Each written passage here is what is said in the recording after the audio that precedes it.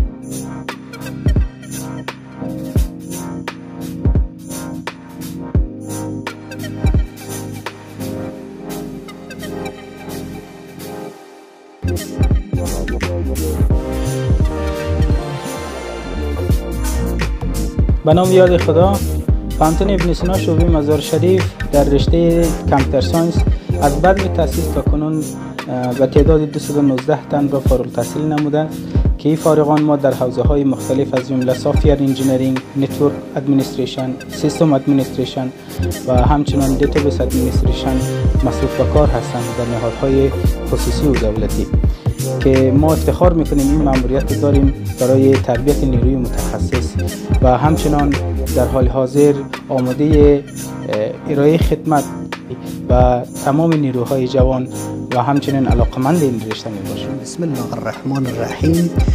یکی از پانزه‌های بسیار مؤثر و تاثیرگذار شعبه مزار شریف پانتون ابن سینا پانزه علوم اجتماعی دیپارتمان اقتصاد است که این دیپارتمان مأموریتش عرضه نمودن نیروی متخصص متعهد و با توجه به نیاز بازار کار در اجتماع می باشد.